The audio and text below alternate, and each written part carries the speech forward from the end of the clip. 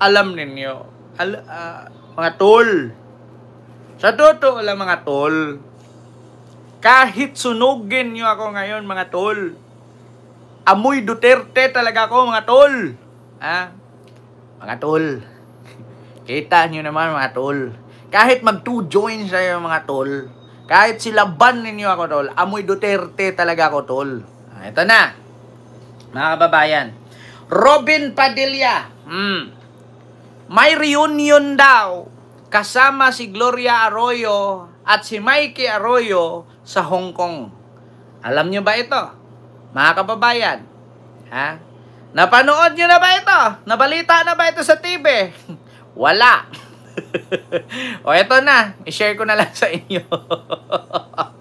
Parang wala pa yata sa TV itong reunion ni Gloria at ni Robin Padilla. At tinawag pa nga ito ni Robin, mga kababayan, na ang reunion nila ay secret weapon. Nako. Ito reunion with secret weapon. Robin Padilla spotted with Gloria and Mikey Arroyo in Hong Kong. Bakit secret weapon?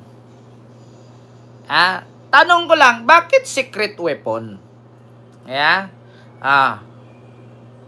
Payat na si Mikey. Ganun talaga, Sir Elijah. Ito na, basahin ko lang mula sa Politico News ito mga kababayan. Ayan po yung picture, Gloria, Mikey, Robin, at saka, di ko alam, anak yata ni Gloria ito.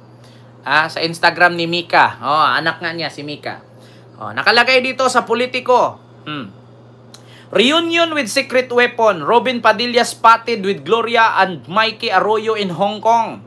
Senator Robin Padilla just had fun reunion abroad with Arroyo's wom. He once called his secret weapon on his senatorial win back in 2022.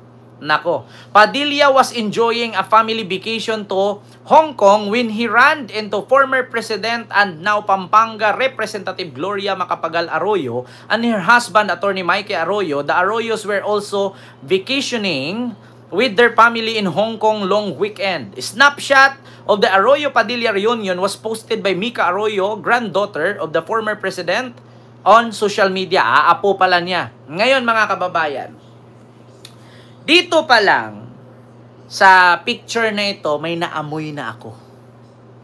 May naamoy na ako. Kung naalala ninyo,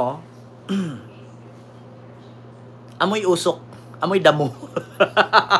Kung naalala ninyo mga kababayan, si Gloria Arroyo po, ang advisor ni Sara. Kamakailan lang si Sara binitawan na ni Gloria. Hindi ba kaya may possibility, tanong lang hindi ba kaya possibility si Robin naman ang hawakan ni Gloria?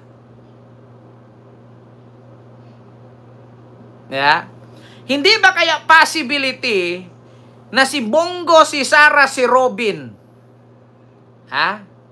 Si Bongo, si Sara, si Robin magbanggaan? Or else, si Sara, si Bongo? Or Sara Robin? Or Sara Bongo? Ito lang mga kababayan, kasi magandang usapin nito Kamakailan lang sabi ni Harry Roque, si Bongo at si Sara daw, kasi si Bongo number 1. Si Robin naman number 1, senador. Si Sara ngayon ang pambato nila. Sino kaya sa dalawang Robin at Bongo ang papartner kay Sara? Ulitin ko. Sino kay Robin at Bongo ang papartner kay Sara? Kasi, di ba? Robin, Bongo, Sara.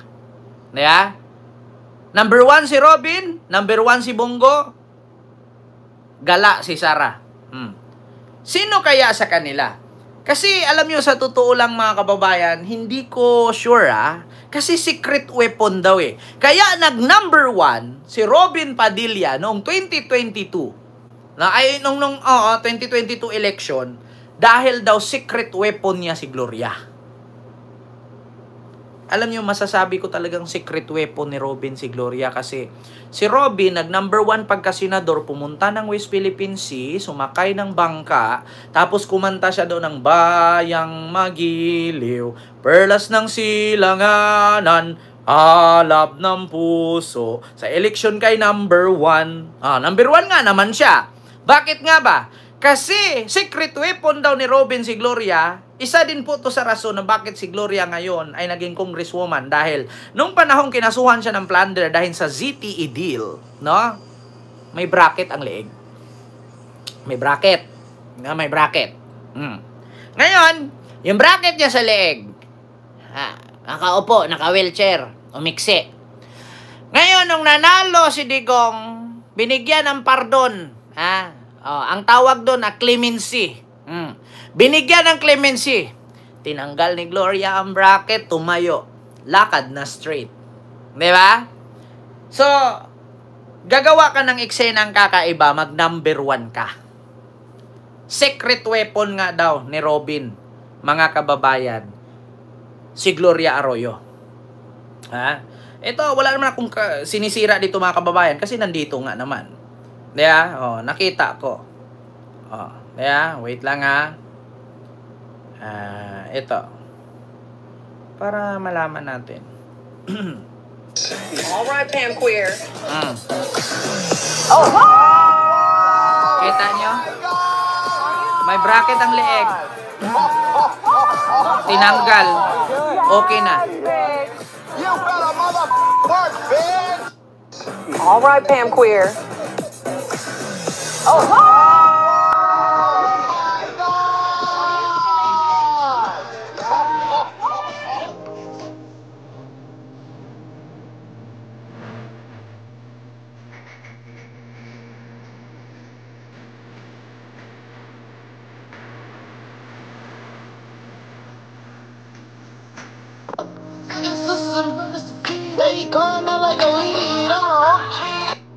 Nung kinasuhan, naka-wheelchair, hindi gagalaw ang leeg.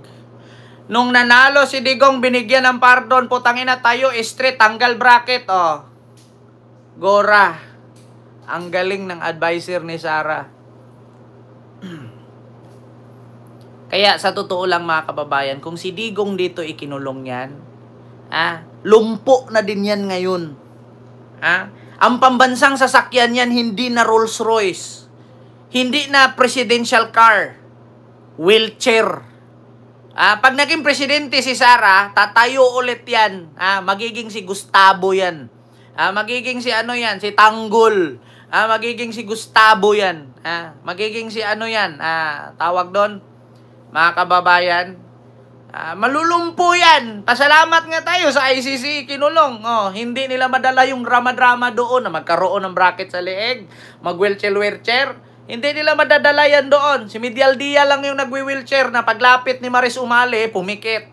Dilat ang mata. Nung nilapitan ng media, pumikit. Hindi kayang gawin yan, mga kababayan, doon sa dahig. Si Medial Dia lang ang gumawa nun. Sabi nung reporter, kita mo yun. Nung malayo pa tayo, dilat ang mata. Nung lumapit ang mga media, biglang pumikit. Yumuko. Kita ninyo, kababayan, hindi nyo kayang aktingan. Hindi nyo kayang aktingan ang Europe. Mas high-tech. Ulitin ko mga kababayan, ang Europe pag tinuli, laser. Sa Pilipinas pag tinuli, pakang, palo. May possibility pa, mga mati sa maga. Hindi nyo kayang aktingin yan doon pag sinabi, I am Rodrigo Roa Duterte. My middle name is Roa. Pero nung bago kinulong, bago hinuli, tiga. Ito. Digong. Wait lang Ito. Digong HK to Dahig. Makikita nyo naman kung paano magdemonyo. Mga demonyo talaga itong mga politiko, mga kababayan. Yung Rodrigo Roa Duterte. Do not destroy my country because I will kill you. Ang kasalanan ko lang, yung mga extrajudicial killing. Inamin. Yeah. Sir, you have the right to remain silent. Case, the prosecutor versus Mr. Rodrigo Roa Duterte.